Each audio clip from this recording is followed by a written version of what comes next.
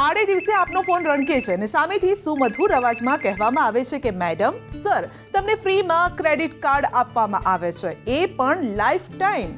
આમાં તમે ફ્રી શબ્દ સાંભળી ભોળવાઈ જાઓ છો, પણ આપને ખબર છે કે આજના જમાનામાં કશું જ ફ્રી નથી હોતું. ત્યારે જાણો કે ઝીરો ફી અને ડિસ્કાઉન્ટ સાથે ક્રેડિટ કાર્ડ ઓફર કરતી કંપનીઓ કેવી રીતે કમાય છે. ક્રેડિટ કાર્ડ ઓફર કરતી કંપનીઓ ગ્રાહકોને આકર્ષવા માટે તેમના ક્રેડિટ કાર્ડ પર વિવિધ પ્રકારની ઓફર્સ લાવે છે. ઘણી કંપનીઓ તમને આજીવન ફ્રી ક્રેડિટ કાર્ડ આપે છે. લાઈફ ટાઈમ ફ્રી ક્રેડિટ કાર્ડમાં ગ્રાહકોએ કોઈ પણ જોઈનિંગ ફી અથવા તો વાર્ષિક ફી ચૂકવવાની જરૂર નથી હોતી. આ સિવાય કંપનીઓ ગ્રાહકોને સમયાંતરે ડિસ્કાઉન્ટ પણ આપતી હોય છે.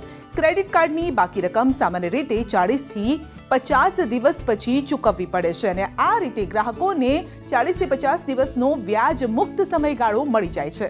કેટલાક ક્રેડિટ કાર્ડ પર એરપોર્ટ લાઉન્જ એક્સેસ અને રેલવે સ્ટેશન લાઉન્જ એક્સેસ પણ આપવામાં આવે છે. અને આવી સ્થિતિમાં સવાલ એ ઊભો થાય છે કે જ્યારે ક્રેડિટ કાર્ડ કંપનીઓ મફતમાં બધું આપી રહી છે તો પછી તેઓ કમાણી કેવી રીતે કરે છે.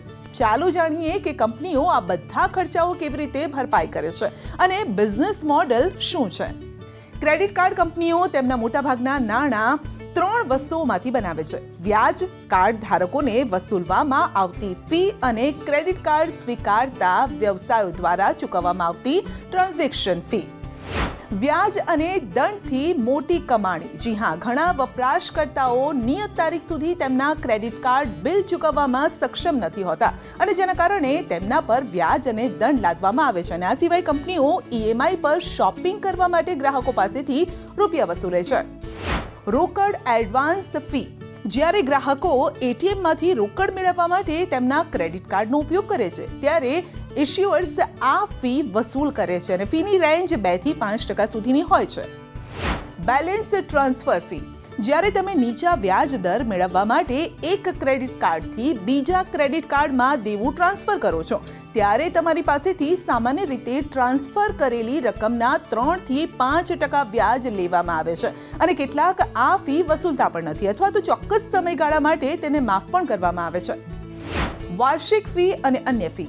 ઘણી ક્રેડિટ કાર્ડ કંપનીઓ તેમના ગ્રાહકો પાસેથી વાર્ષિક અને નવીકરણ ફી પણ વસૂલ કરે છે. જો કે મોટાભાગની કંપનીઓ વાર્ષિક ચોક્કસ મર્યાદા સુધી ખર્ચ કર્યા પછી ફી માફ પણ કરી આપે છે. આ સિવાય કંપનીઓ balance transfer fee, late payment fee, cash advance fee, foreign transaction fee અને અન્ય કેટલીક ફીમાંથી પણ કમાણી કરી લે છે. હવે ક્રેડિટ કાર્ડ ધારકોએ કઈ રીતે સાવધાની રાખવી અથવા તો એ જે ફી તમે વસૂલી રહ્યા છો તેને બચાવવા માટે શું કરી શકો છો તો એ પણ જાણી લો. વ્યાજ ચાર્જ ટાળવા માટે દર મહિને તમારું બેલેન્સ સંપૂર્ણ ચૂકવો. ચૂકવણી બાકી હોય ત્યારે કંપની તમને સૂચિત પણ કરે છે મેસેજ દ્વારા, જેથી તમે લેટ ફી ટાળી શકો છો. રોકડ એડવાન્સ જેવા મોંઘા વિકલ્પોને ટાળવા માટે ઇમરજન્સી ફંડમાં નાણાં અલગ રાખો. બેલેન્સ ટ્રાન્સફર ફી વિના ક્રેડિટ કાર્ડ પસંદ કરવું જોઈએ.